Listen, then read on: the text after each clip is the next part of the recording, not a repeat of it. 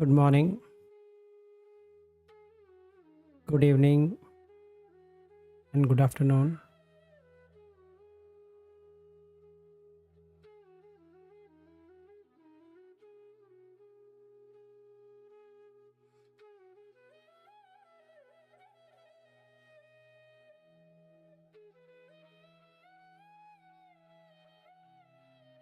Today we are going to begin with meditation on Dhatuvibhangasutta.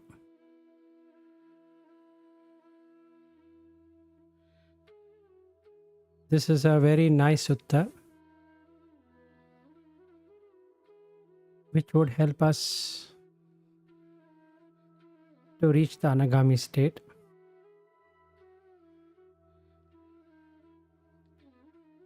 And it exactly lists out what need to be done as an arhat. The minimum we can reach is Anagami. Now this is between Pukkasati, who is a king, and he has not seen the Buddha.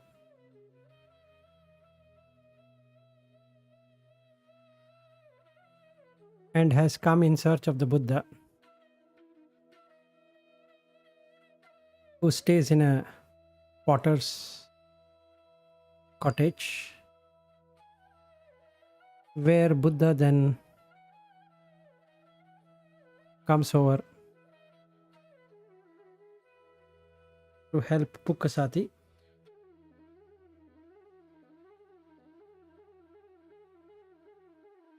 In his attempt to reach the highest.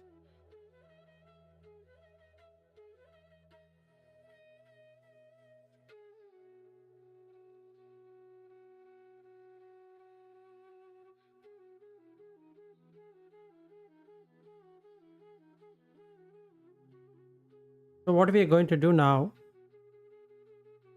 as usual, we will do the Vandana so that the mind doesn't get deflected in anything. And then we'll take the sections which are important for us to meditate and complete it. This might take around 2+ hours. So you would be meditating either with eyes closed or eyes open, watching everything that is indicated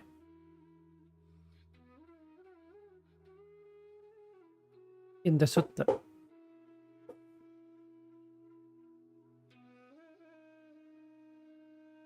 So let's begin. Namo tassa bhagavato arahato samma sambuddhassa. Namo tassa bhagavato arahato samma sambuddhassa. Namo tassa bhagavato arahato samma sambuddhassa. Buddham saranam gacchami, dhammam saranam gacchami, sangham saranam gacchami. Dutiyampi buddham saranam gacchami, dutiyampi dhammam saranam gacchami, dutiyampi sangham saranam gacchami, tatiyampi buddham saranam gacchami, tatiyampi dhammam saranam gacchami, tatiyampi sangham saranam gacchami, Saranaagamanam sampunnam.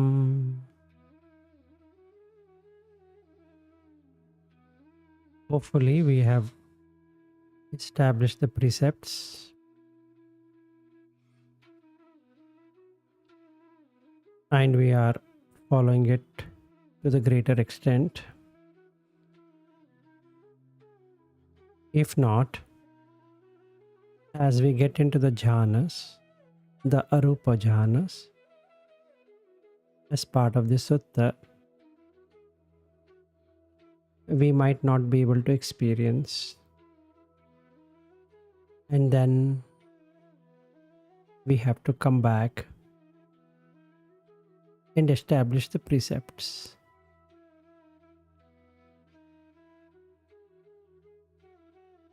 Now, when I'm establishing the precepts, I need to consider the following. Number one, there is no assurance that today will be not my end of the life, and hence I should refrain from doing anything that is immoral. Number two, whatever I am thinking now can become part of the rebirth process.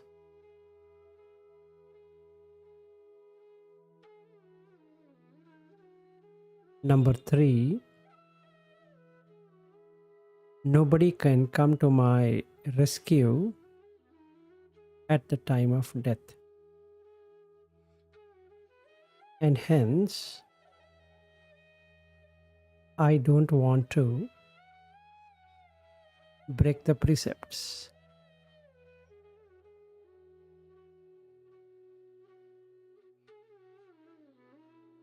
So let's now begin the journey into the sutta. That's the most important one.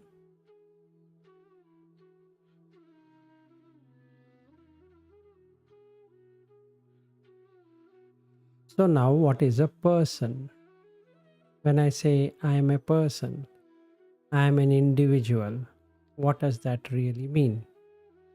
What does that transform itself into?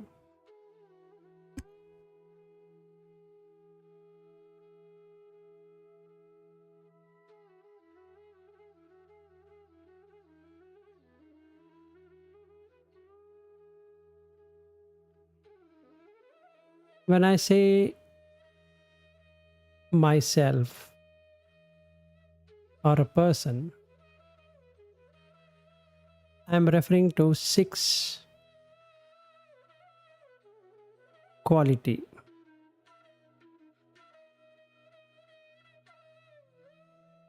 Or dhatu.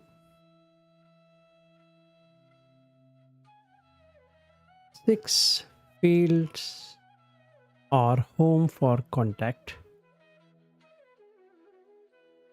and 18 mental preoccupations.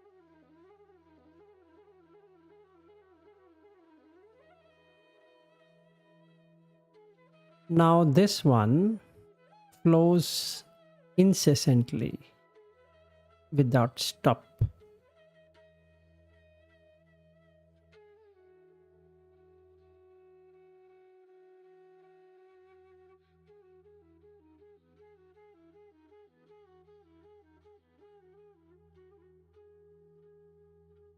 And they flow like a stream.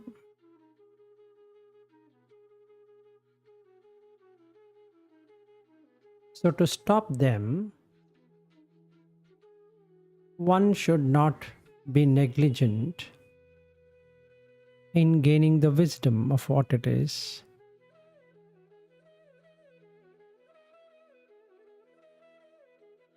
Should not forget the truth.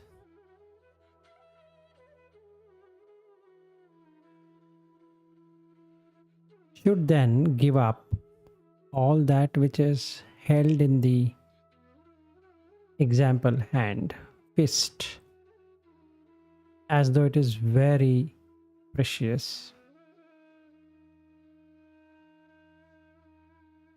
And then learn to have the permanent peace, which is extinguishment.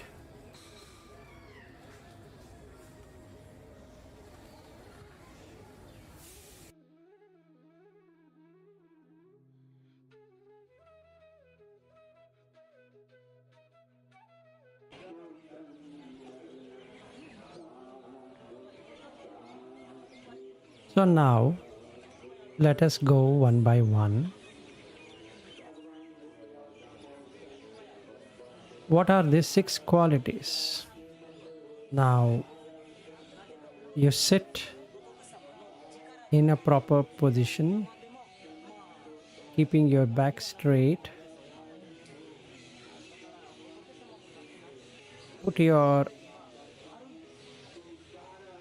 hands on the thighs, or touch the thighs, or touch any part of the body. Say you're sitting in a cross-legged or a lotus, or just sitting on a chair. Observe what is touching the floor or the chair, or the hands touching the thighs.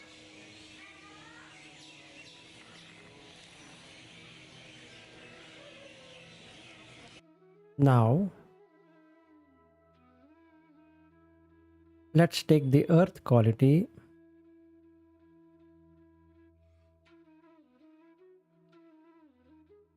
Then we will take the water or the liquid quality. Then we take the heat or the fire quality, air or the wind quality, space, and the consciousness. These are the 6 qualities. What would be investigated?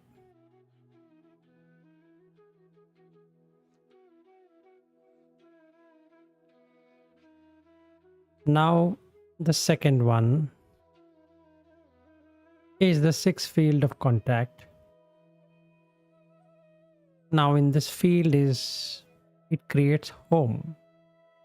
So eyes as a home, ears, the nose, tongue, the physical body, and the mind.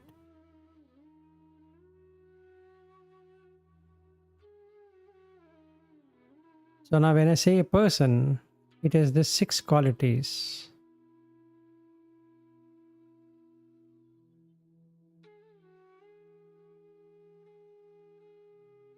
And the 6 field of contact, which creates a home.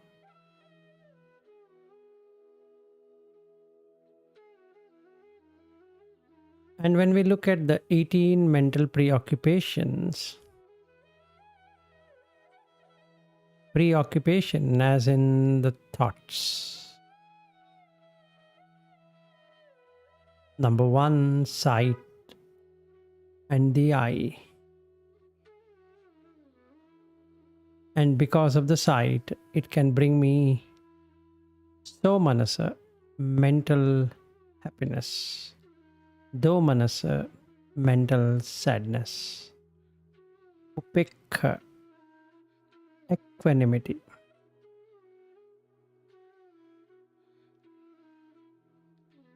And that helps in the thought formation.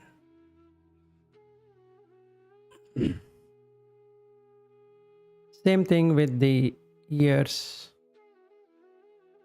and the sound.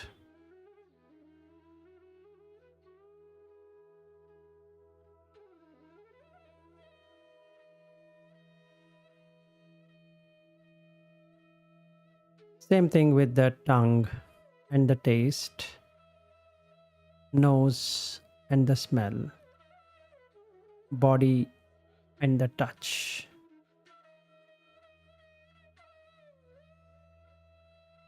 Mind and the various images that comes within that, which is called as Dhamma.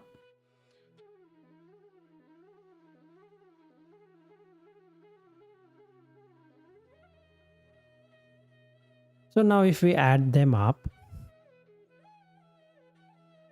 on mental pleasure, mental pain, and equanimity, we get 6 senses with the sense objects added together, which comes into existence, becomes 18. 6 into 3. 3 with mental pleasure, mental pain, 3 of them, equanimity, 3 of them. Now there are 4 determinations, or that which helps in foundation.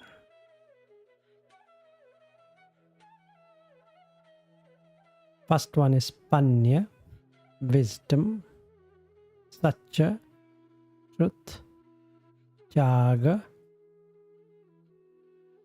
is to give up, renounce, Upasamadhi, to maintain a even state, which is called as peaceful existence.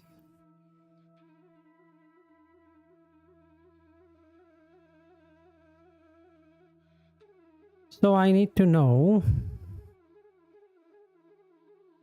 what are these 6 qualities plus 6 contact, which creates the home, and 18 mental preoccupations, which then gives me Panya, wisdom, Satya Manurukheya.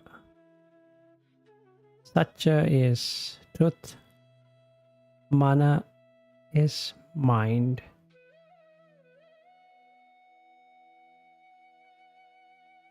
Rakheya is to protect.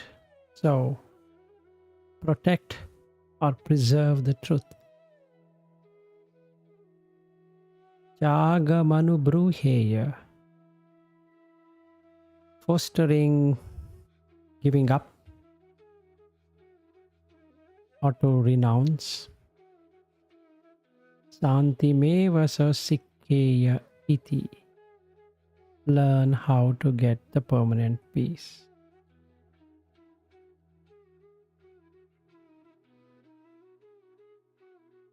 So then the question comes, how does one not neglect wisdom?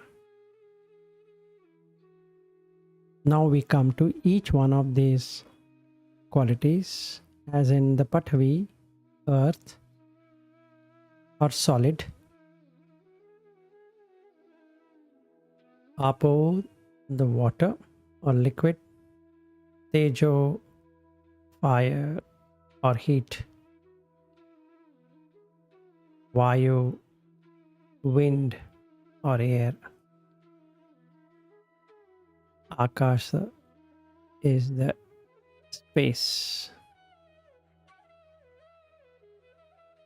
consciousness, Vijnana. So now having you sitting down in a chair or in a lotus position or cross-legged, or in whatever way you are sitting or standing, watch your body from head to toe.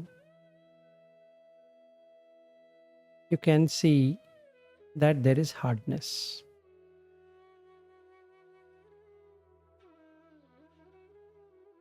Feel the body by taking one of your hand. Start to touch from head. Feel the skull region. you'll find it like a rock.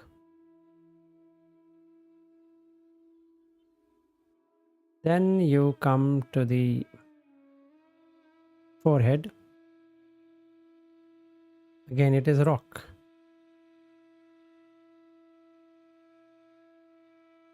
And then there are holes in the eyes, which will come back to that later as a space element. But if you were to touch every part and not recognize as your hand, your leg, just keep on feeling your body from head to toe, like you're giving a massage to your body.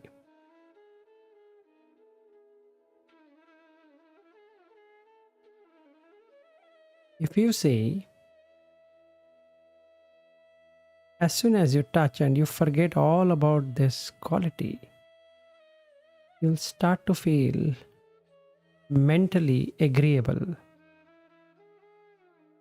which is nothing but pleasure. Our objective is not to make that.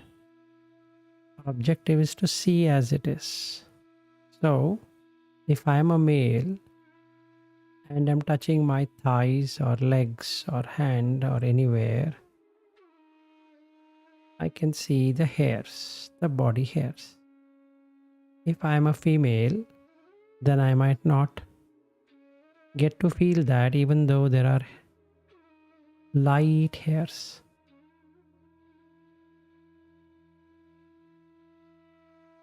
Now, if I were to move this in every part of the body, then I can see it either soft or hard. So now, is my body or this body has the maximum solidity, or is it that outside there is highest amount of solidity? And I find that this body is a smallest amount when compared to anywhere outside. And I can also see that everybody is carrying the same one, no different. So we can first restrict ourselves to humans, and we can watch. Same skull. It means skeleton is the same. Flesh is also the same. The color, some color is there. That's also the same. So anything that is solid,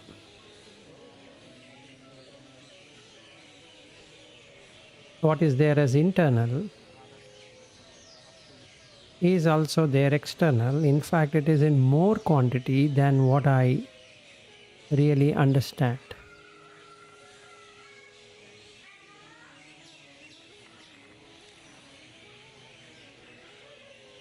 And because of that,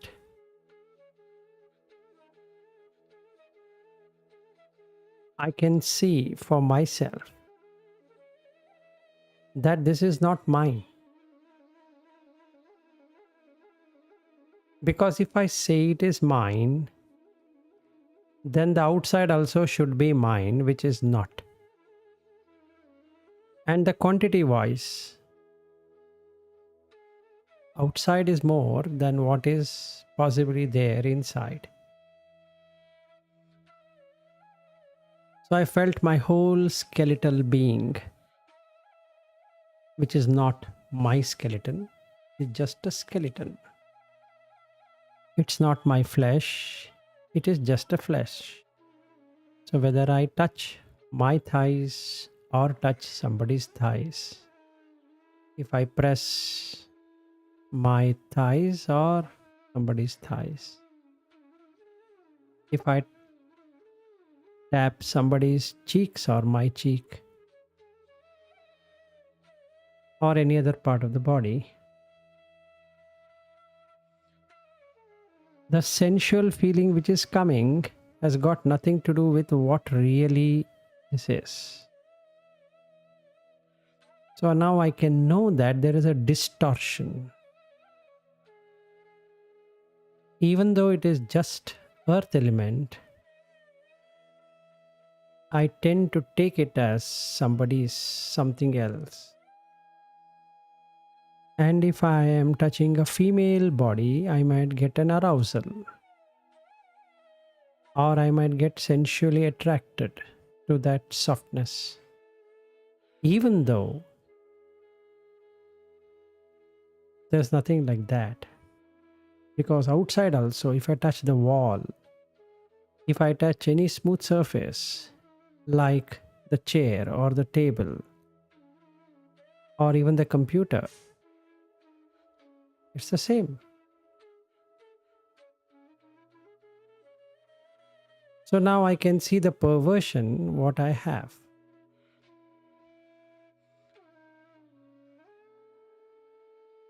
And I can watch it as a meditative aspect.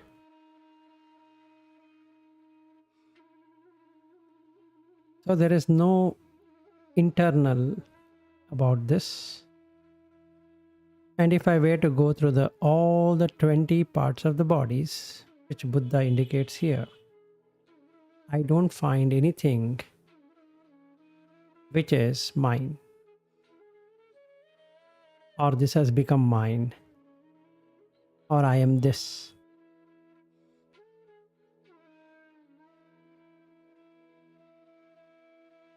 And now once I keep on observing, by touching my body all the time, from head to toe, and feel the hairs, head hairs, body hair, teeth, nails,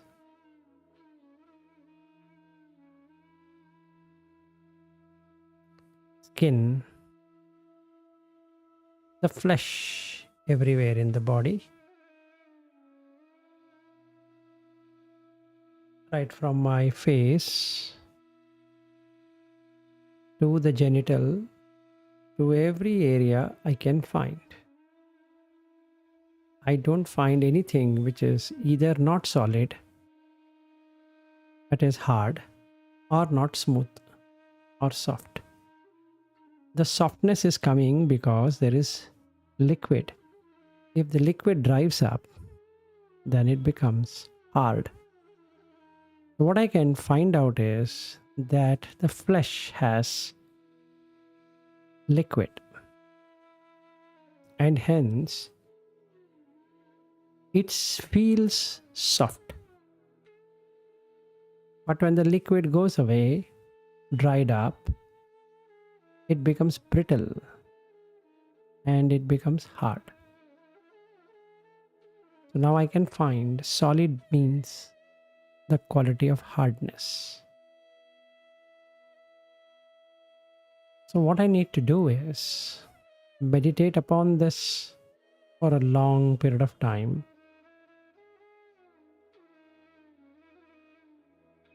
And in continuous, without a break, while walking, while standing, while sitting, while bending, while turning, while smiling, while talking, while staying silent, in any other postures. Just have to keep on looking at what is really happening.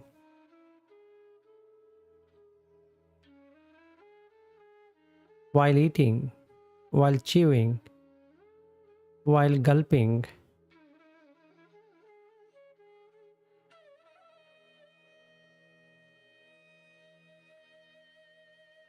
we can only see solidity. And that's not mine because everyone has the same.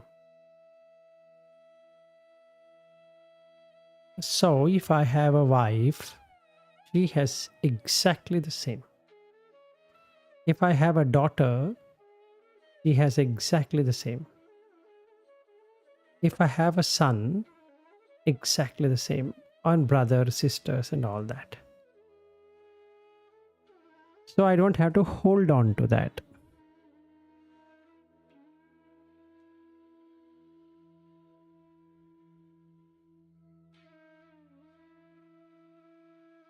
So sit, and whenever the mind goes somewhere into some thoughts, this is a good way to touch the body and see what's happening. Then the mind doesn't go anywhere because I can feel hard. The bones are hard. They are not mine, but they are hard. I did not make the hardness. That's the quality of that element, earth element. It has a quality. And I can see this in the chair, in the table, on the rocks, on the wall, or any item are there.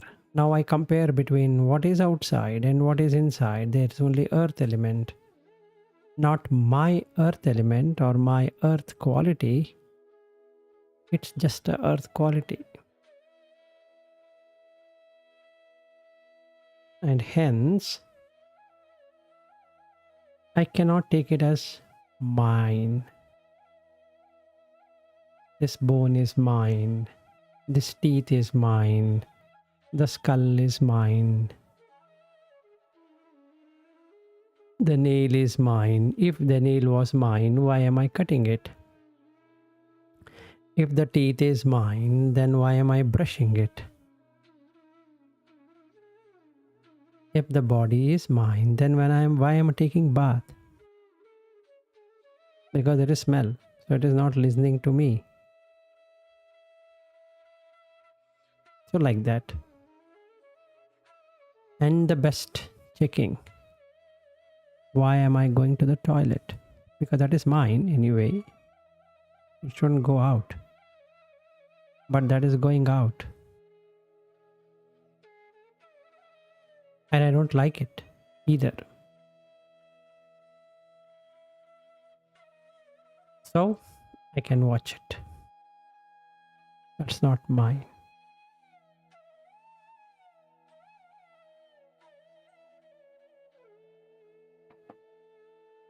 Now we come to the water element or the liquid. Anything that is liquid, watery.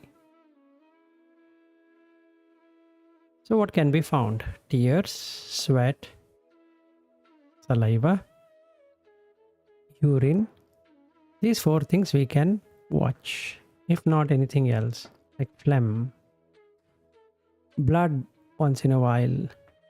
But the major things what we can find all the time is the sweat, then saliva, tears from the eyes,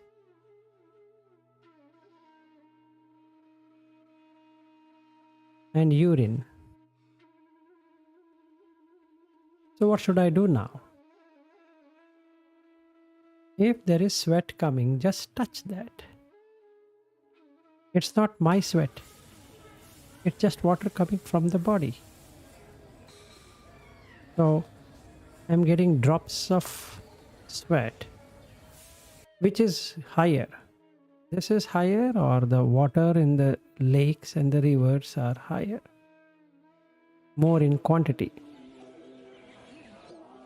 And everyone sweats. Everyone goes to urination. Everyone has saliva.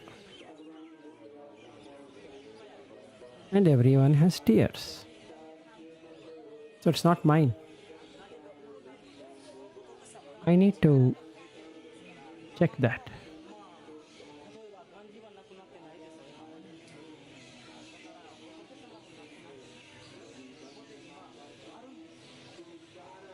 I need to seriously check that. When I check it, I find that there is nobody to control or to guide me and say that, listen, this is yours. Because everybody has the same one. And nobody likes anybody's urine. Nobody likes anybody's sweat. Nobody likes anybody's saliva. And nobody likes anybody's tears. Why? The saliva, tears, sweat, and urine have salt. And it is disgusting.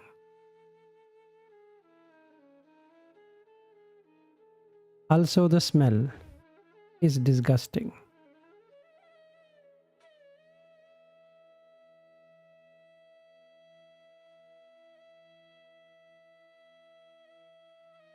And it is not mine, also. Because outside the water is more than the inside water. And I keep on drinking water. So 70% of my body is water. What if I don't have water? I'm going to die. Simple.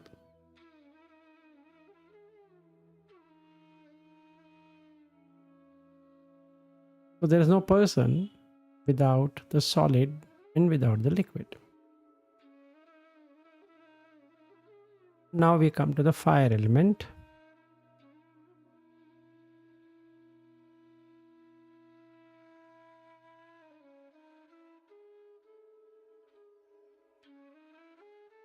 When we come to the fire element, same thing we can do about interior, exterior.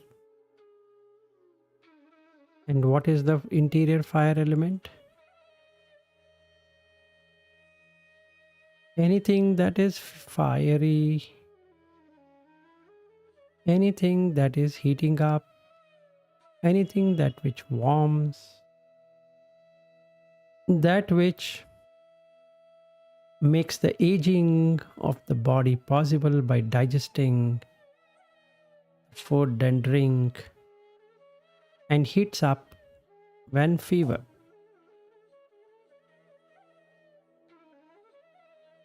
That is the internal fire element. But we can see that the same fire is external also, and everybody has the same. We can feel the warmth of the palm or the legs or the place a person has sat and he's got up. If I touch there, I find warm. There's no person there, just warm. I need to practice that also. So there is only fire. Now when I do these three in a very good fashion, with focus, with attention, the disillusion happens. Illusion was, this is my body. Now that illusion is going away. I was thinking that's my wife's body. But when I touch it like this, the illusion goes away. I was thinking that is my daughter's body. Again, same. Son, friend, relatives, whatever. Slowly that helps me in getting into equanimity.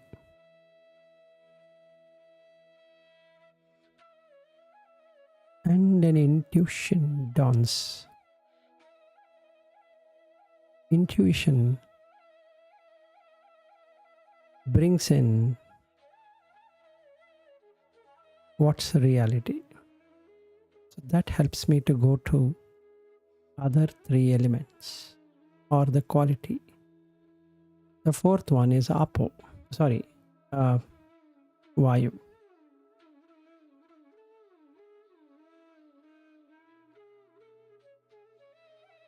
So now when I see there, every day when I eat, there are some grumbling sound in the stomach. It's not mine, it's just a sound. Because the vata or the vayu or the air or the wind is going up and down in the belly region. Same thing in the bowels.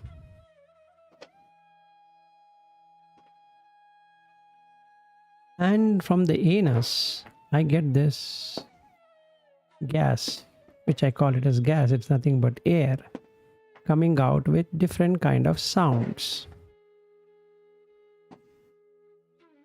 Because the air is going down and there is burping which comes from the mouth. That's again the air.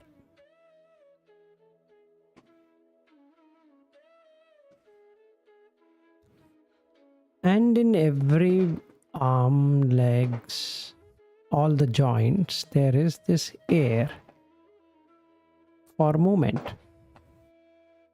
If there were no air, then there is no movement of that arm or leg or any joints for that matter. That air should be there. But if it is more, then there is a pain because it expands and there is no space for its expansion. And hence we get this arthritis. Anyway, that's a different issue. But presently, we need to observe this. And the most easiest of all is to watch the breath. Because that is also Vayu, which is Vata.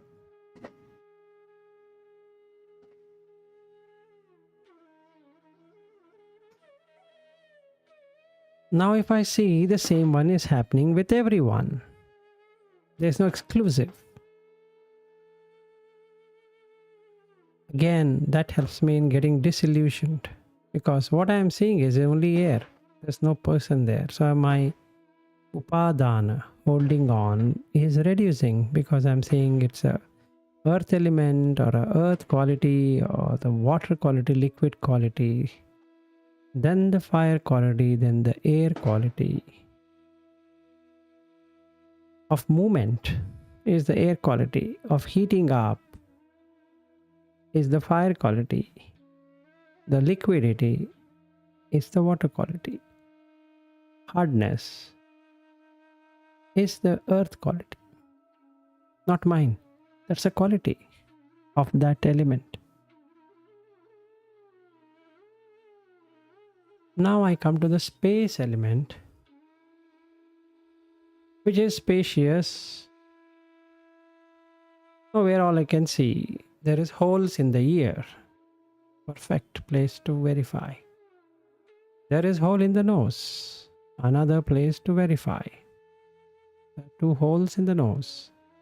The two ear canals. Mouth. Space for swallowing what is eaten and drunk. Stomach, which is again space. The space for excretion. And the private parts also has holes.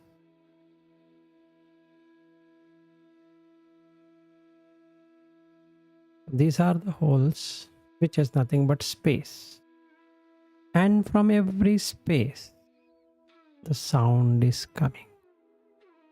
From the nose, the sound comes and we call it as snoring.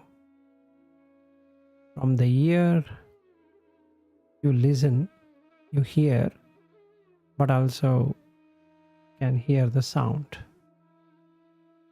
Then from anus, the sound comes, also from private parts. So whenever there is a space, there is going to be sound, not my sound. It's a sound.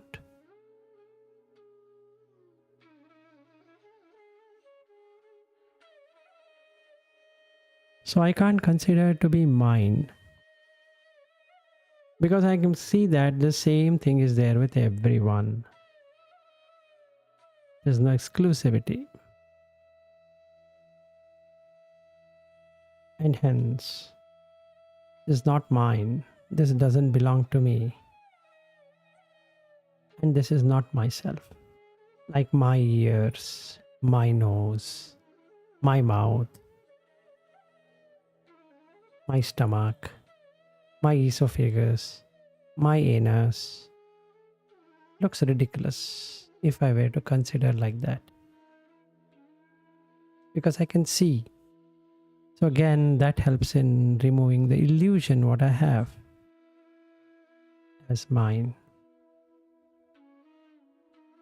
That's what I'm supposed to be doing.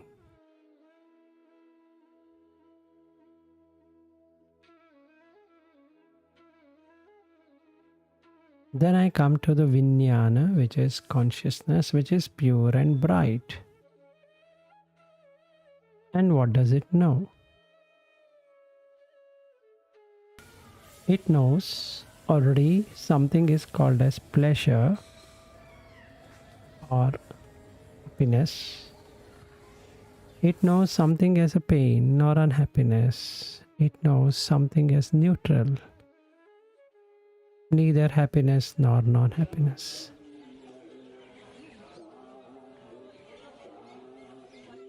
How does it happen?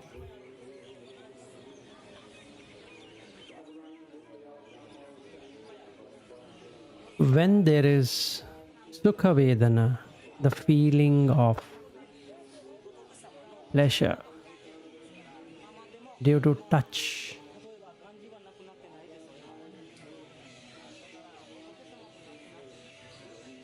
then I know that it is pleasurable feeling or I'm having a pleasant feeling. And when something else comes, and news comes that something has happened, then that pleasure feeling goes away, followed by a painful feeling. And I know I'm now having a painful feeling. Not the bodily one, that is also there. It knows that it is bodily painful and bodily pleasure.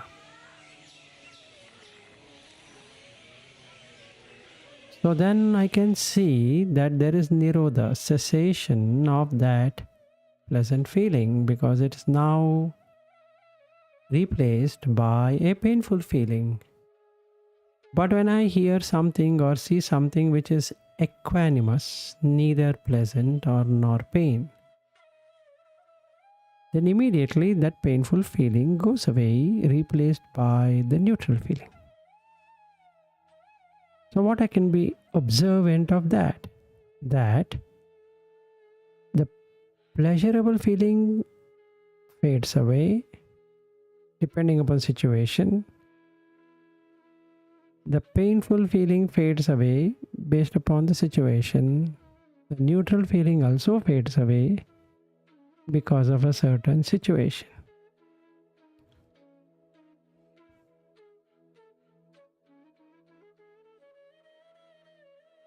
So if that contact is not there with that object, then neither the pleasure can be felt, nor the pain can be felt, nor the neutral can be felt. Only if there is a contact, then we can get it. It's not my contact. It is just a contact.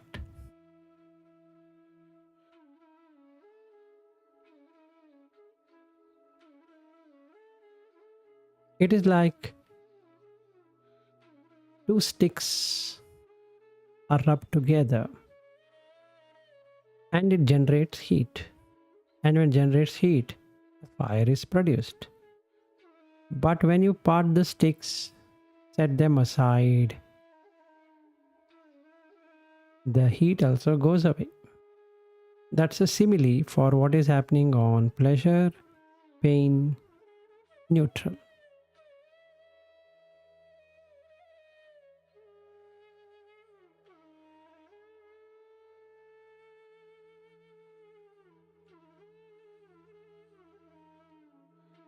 Now, what I need to do is painful feeling creates distortion, which then leads to hatredness. Pleasurable feeling creates distortion, which will lead me to lust and followed by greed to enjoy it more and more. The painful I don't want at all, and nobody wants, I guess. Nobody wants painful body feeling, nobody wants painful mental feelings. Who loves painful? Every one of us want that pleasure. Through eating, through seeing, through taste, through touching, to smelling, through hearing and thinking. I need to enjoy the pleasure. I don't want pain. But now what I'm going to do is the moha, which is the ignorance that there is a neutral one, which is where the bliss is or the peace is.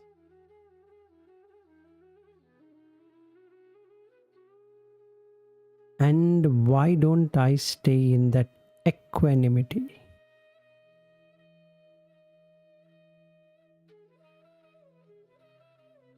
Now, how do I get this equanimity? By watching all the 5 elements or the quality of the elements which we discussed earlier. So when I do that, the mind lights up with equanimous feeling.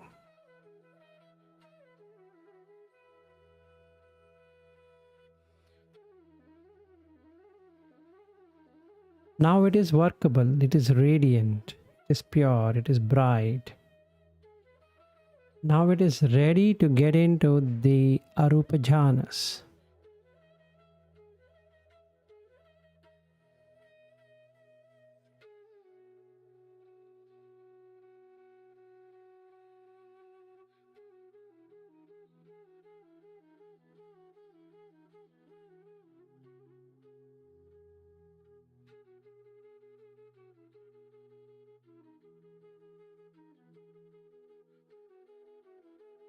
So now what I'm going to do is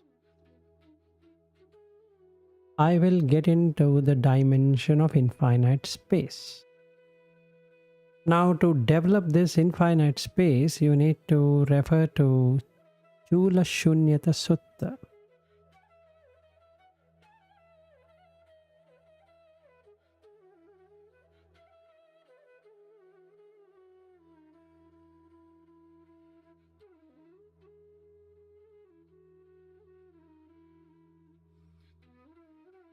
It is Majjhima Nikaya 121, Chula Shunyata Sutta. In that you have to go to the section which talks about how to practice infinite space.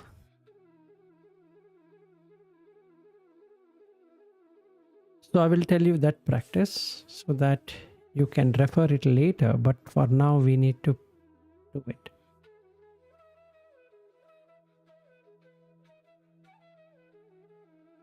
Consider this whole earth is filled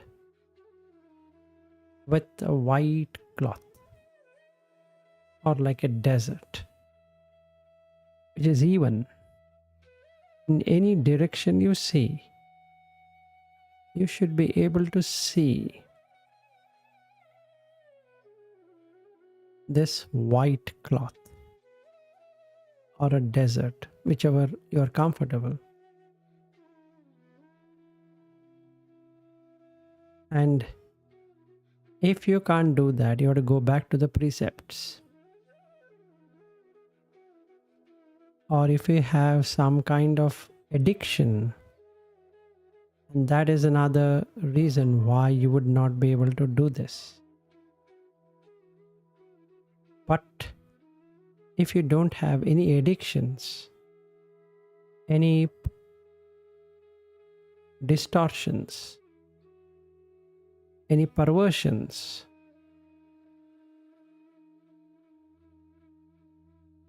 should be able to see this whole earth filled with sand. Nowhere any homes, anything. Instead, you will see its complete space, top and below. Anywhere you see, just spacious. Inside the body, spacious. Inside everybody's body is space, and you are sitting in a room which is again space. And the room goes away, the building goes away, leading to space, and all the buildings are gone. It's only space. And this whole earth is spacious, and it is standing on the space. So it's infinite space. You would lose the sense of these 5 qualities because the mind is now established in space. Now I can see that this space is not mine. It's just space. And it is infinite.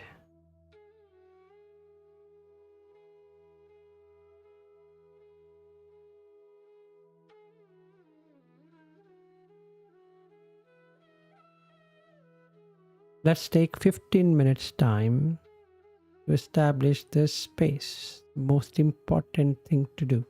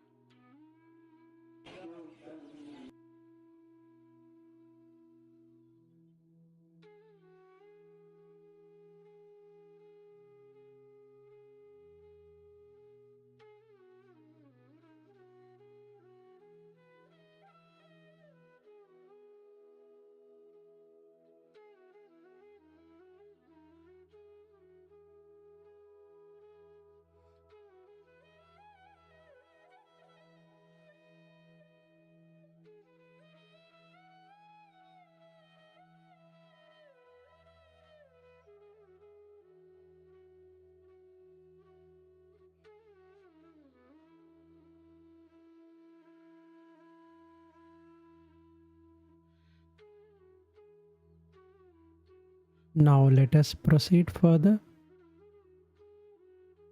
onto infinite consciousness. Now, to establish this infinite consciousness, you need to first know that everyone is conscious. So you should be able to see now without the body. When somebody is turning their eyes, or walking, or standing, or sitting, or whatever, or you're doing the same, it's due to consciousness you are doing it, or they are doing it. It's not that they're doing it on their own.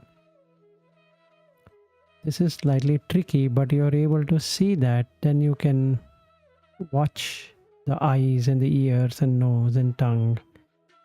All the senses get the consciousness, and it goes away after that event has happened. And it's infinite. It's there everywhere. You can then see that each person is doing different things, but ultimately it is the same one of the consciousness.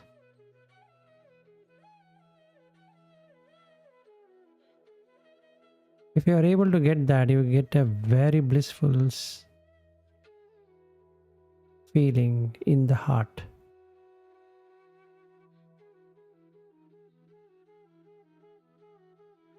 Now try this out by observing the consciousness in yourself in all the six senses. And the same everywhere.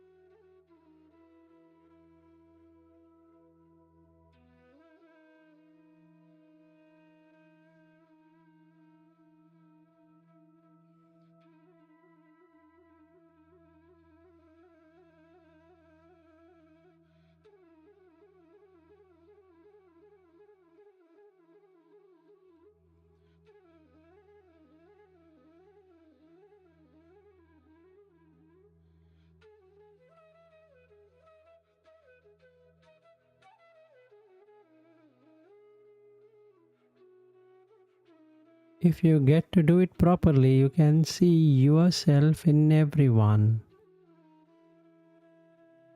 From an ant to anything that is moving, you'll find the consciousness. The trees and the plants, from butterflies to grasshoppers to animals to humans to everything, can see them as a stream of consciousness, nothing else. From my two eyes and another person's two eyes and another person's two eyes, they all are watching the same.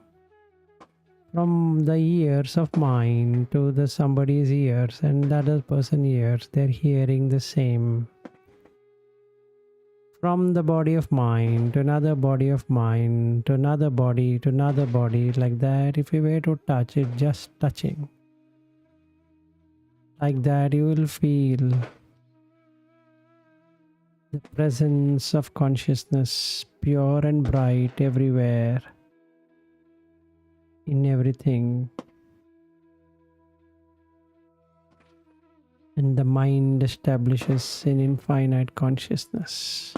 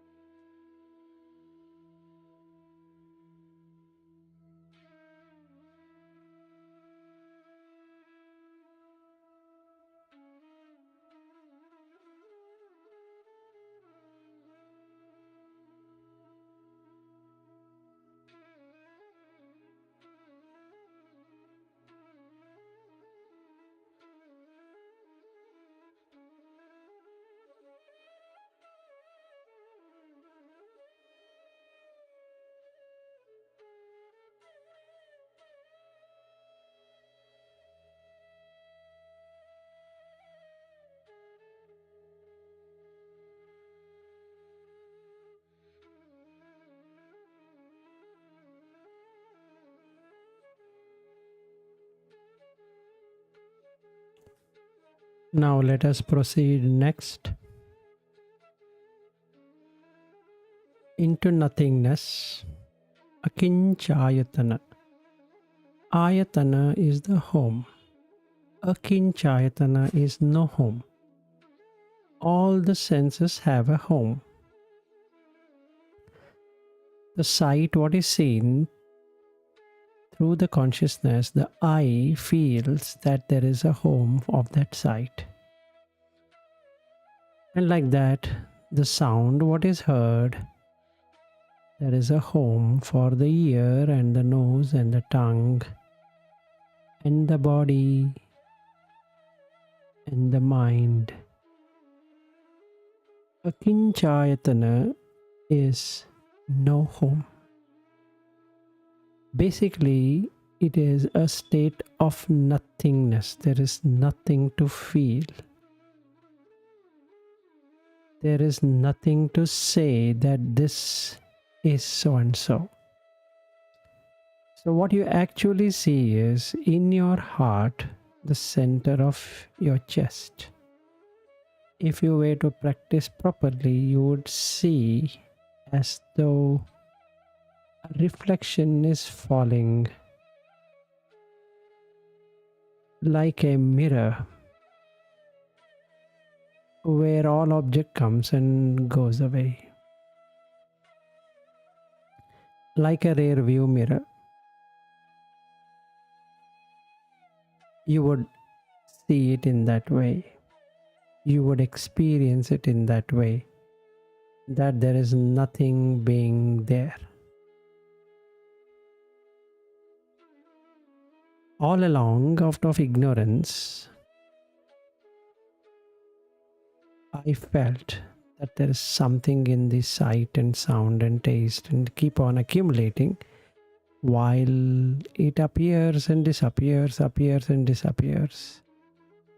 And we can really see it that when an object comes and it goes away, we forget all about that object, but is registered in the mind.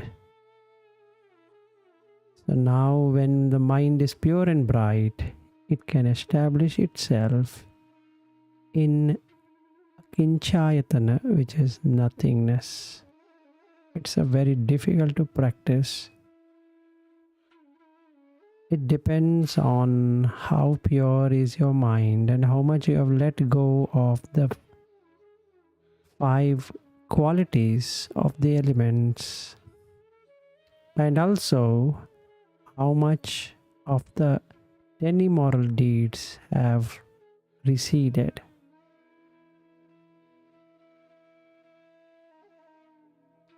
Let's try it out and see what we can find. Let's take 10 minutes to practice. Don't struggle. Let us not struggle. Let us try. If it is working, very good. If it is not working, then we have to fix the problem through removal of immoral deeds.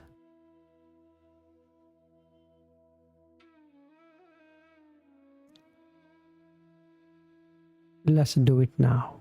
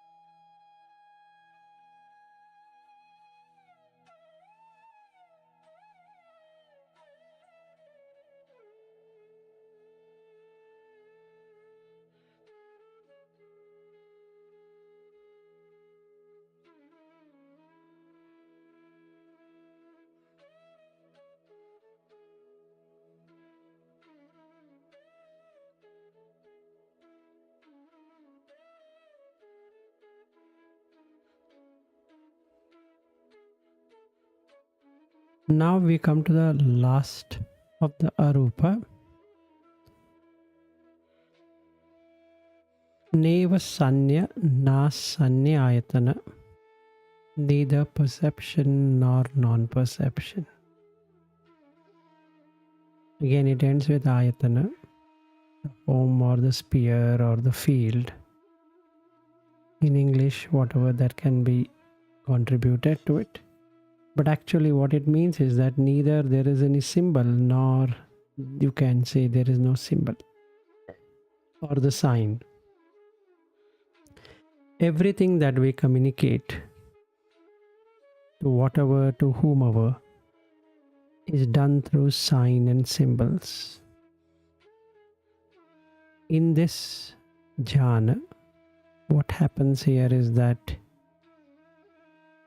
peace is so much that there is no symbol now, there is no sign, and the sign fades away,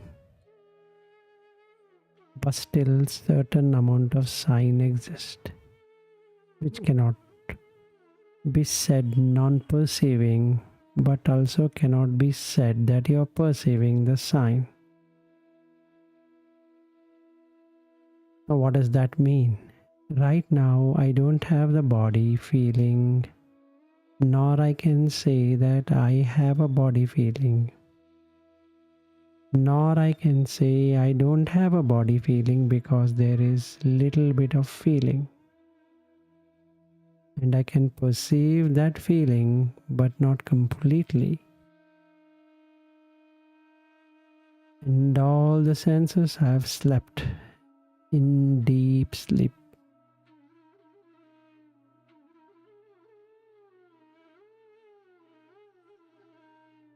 Now, with not having these senses to really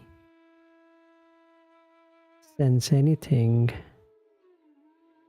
and yet there is this deep feeling that I exist. The sign or the symbol that I exist.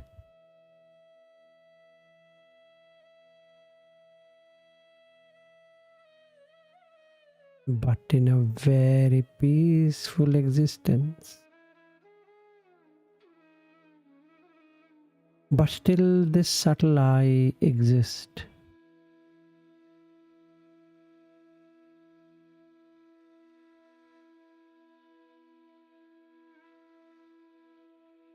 Again, this will work only when we have worked on the 10 immoral deeds. If I am not able to get through this, then I have to go back and establish the precepts and remove the 10 immoral deeds by practicing it.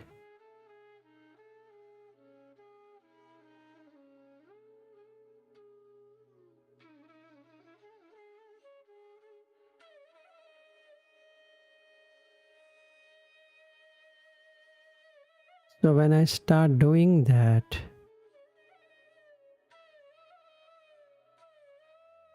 I can get into no symbol that is I, but cannot say that the complete I is gone, just like deep sleep. I still know I exist.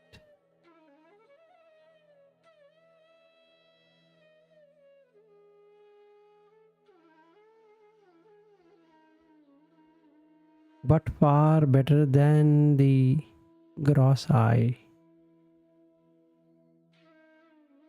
This remote I. Try it out.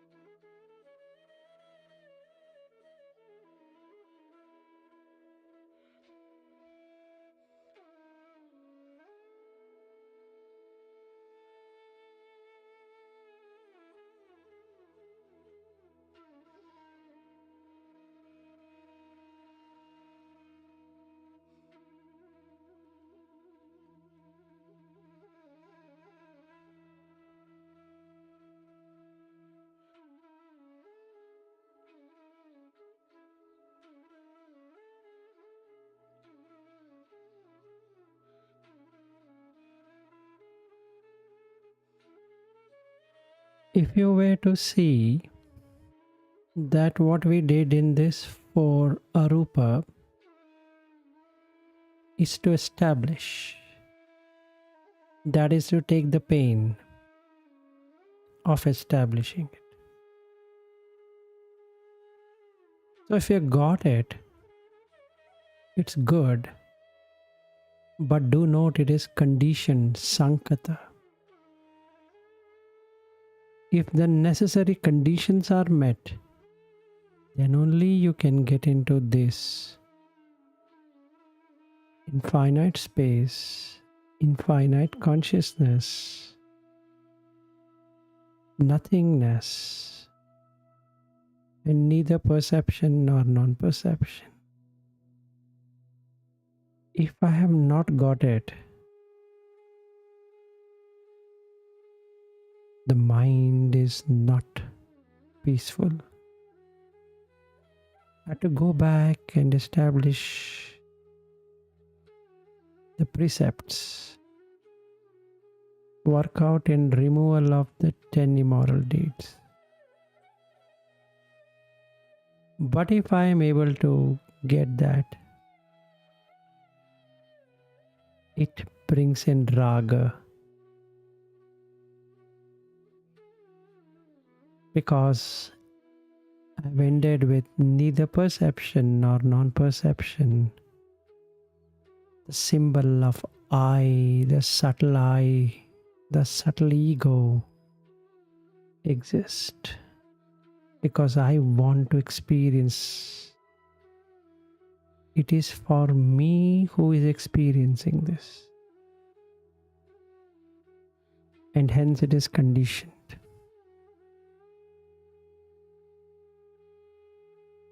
And hence, what Buddha says in this sutta, that the person does not make an intention to create abhisankhara, willful intentions.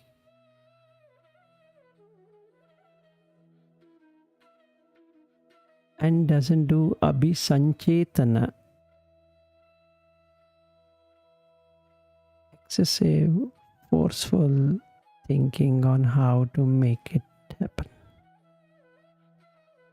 which has two sides to it. One is bhava and vibhava. Bhava is to become, or vibhava is to end that what I want to become. And because of that, the grasping continues, or holding on continues. What if I were to drop that of both bhava and vibhava?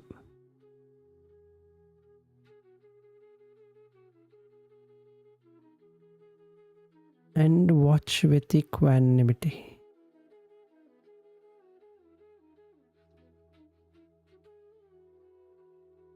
Then what happens? Because of that equanimity, the mind doesn't grasp, and there is no loka, the world getting created. And because there is no loka getting created, there is no anxiety of that existence or non-existence. And because of that, it gets extinguished. And when they achieve that, they know that the rebirth is ended. The brahmacharyam, that is the spiritual journey, what one had taken, has been completed without any residue. What has to be done is completely done, and hence there is no return to any state of existence. And because of that, They feel a pleasant feeling, they know it is anicca, liable to recede, liable to diminish. They also know that there is no point in attaching to it, and they don't welcome it or take pleasure in that pleasant feeling. And the same with the painful feeling, and also with the neutral feeling. Now, because of that, the pleasurable feeling, the painful, and the neutral,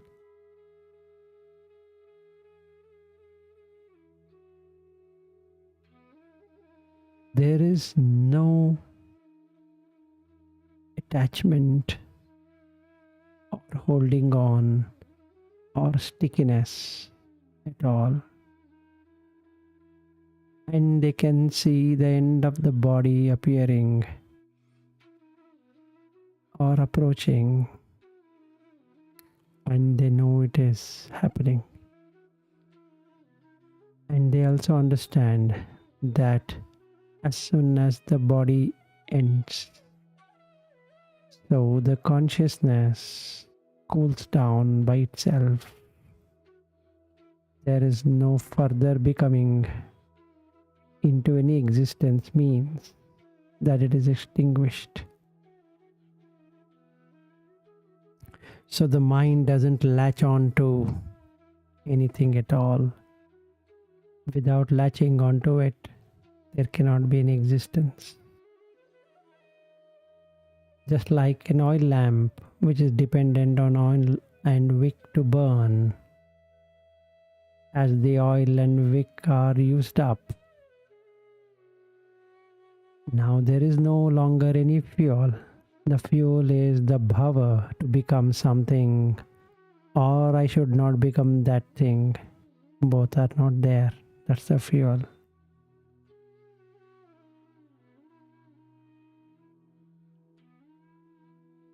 And because of that, the person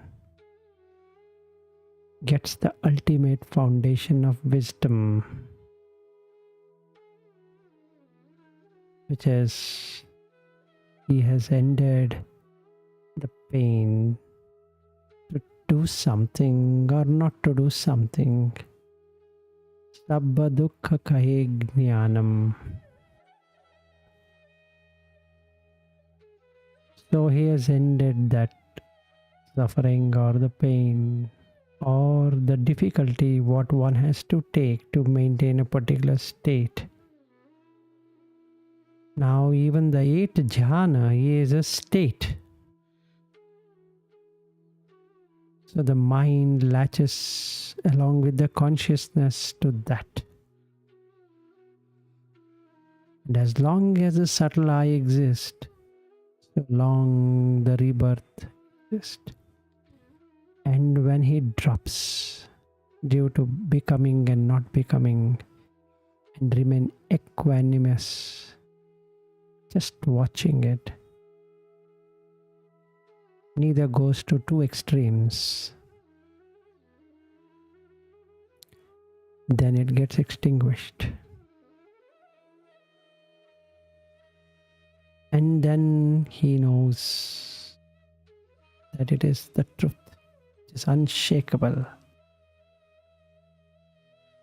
The I, which was deceptive in nature, the subtle I in the intellect,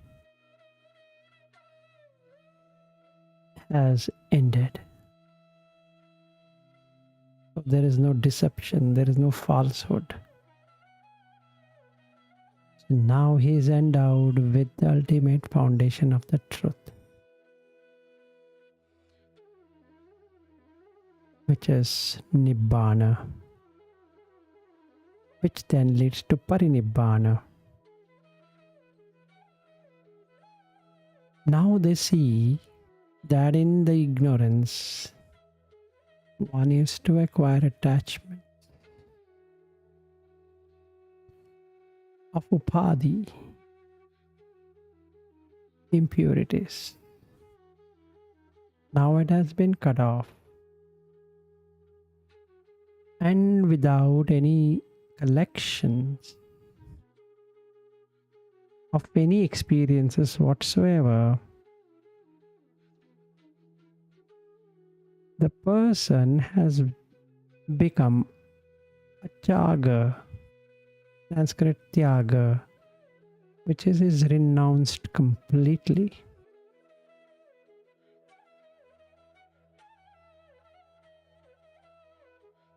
So, which is letting go of all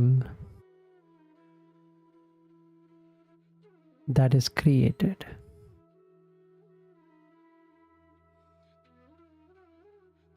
or developed, or nurtured,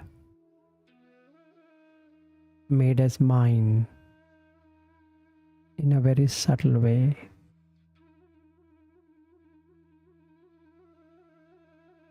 Which are called as assets.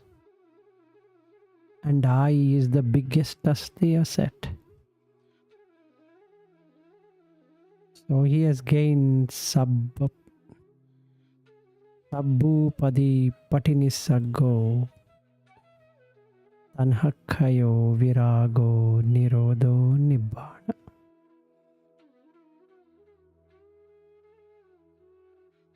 Now, due to ignorance, they used to be covetous for desire and lust to enjoy the senses. That has been cut off.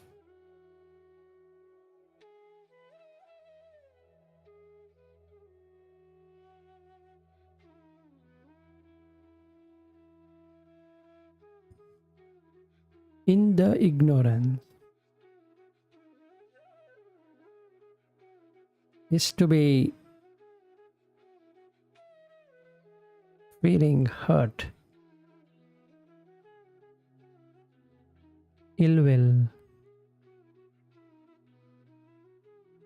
and malevolence. And that also has been cut. And in the ignorance, one used to be having a lot of avidya, not knowing what to be done, and delusional. That also has been cut. And because there is no raga, dvesha, moha, it's complete peace.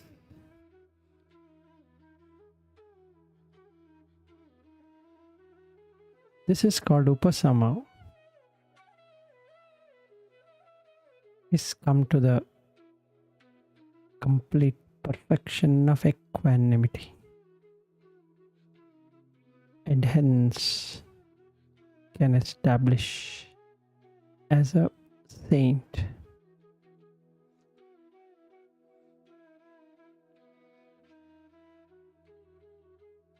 So this is what we need to remember, not to neglect the wisdom, protect the truth, foster giving up of all that was created, developed, nurtured, which is actually delusional. And now I am in permanent peace. Because there is nothing to become, and there is nothing not to become.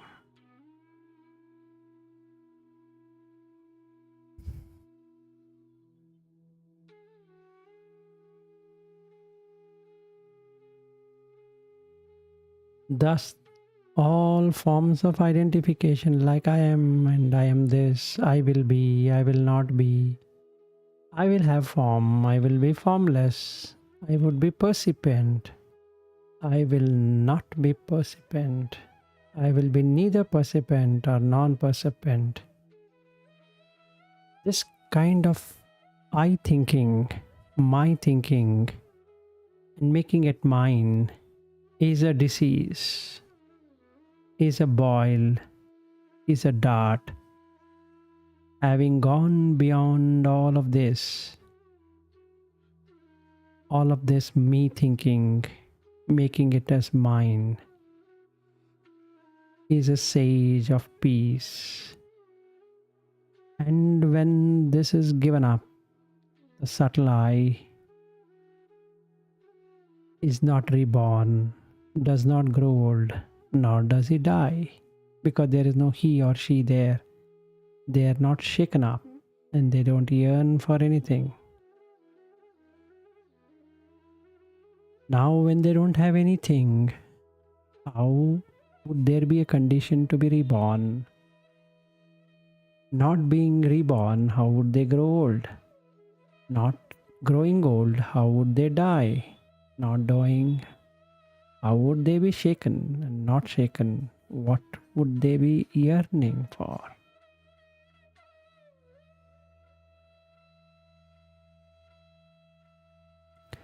So this is the practice using the 6 elements and the 6 senses, which creates a home, and to remove the preoccupations.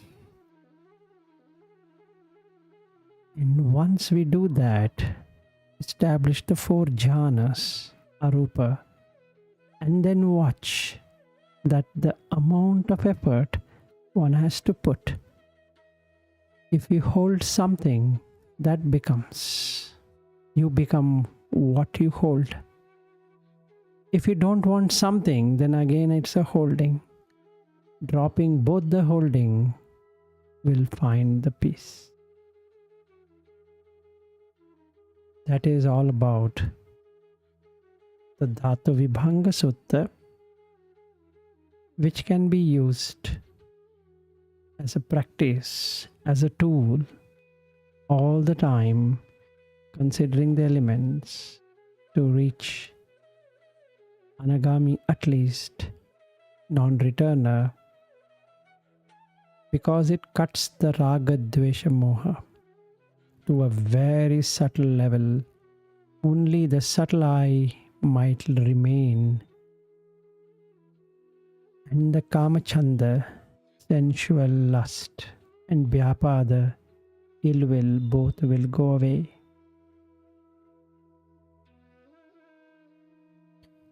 Like the Pukusati, he was gored by a cow and he died.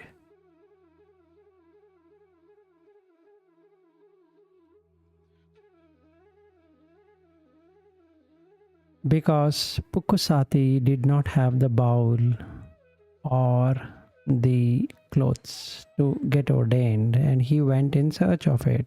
And in the meanwhile, the cow came and killed Pukusati. And the other disciples of the Buddha came and informed what happened. And Buddha said, Pukusati had already practiced a lot. When he came to me, he did not ask me questions, but instead worked out. Now he is reborn in the Brahma realm as an Anagami. And if we really practice, we can see for ourselves what is Anagami state.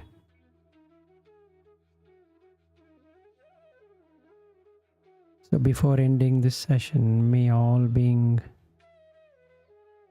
attain the supreme bliss of Nibbana, which is the only happiness or sukha. There is nothing in this world which can give happiness, even for a moment. It's only anxiety and removal of anxiety, that's it. In everything we do, it's only the anxiety and removal of that anxiety, which we call it as pleasure. And the mind keeps on going from thisness or becomes otherwiseness. And hence rebirth is inevitable. If we practice as per Dhatuvibhangasutta, this rebirth can be stopped.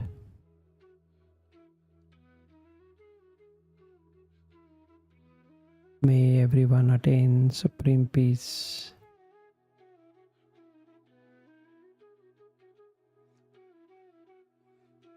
Time to end this session.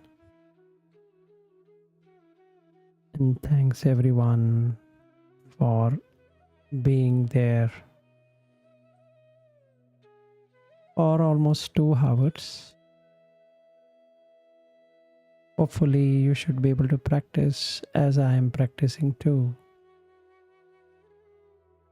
And we can share each other's experience accordingly.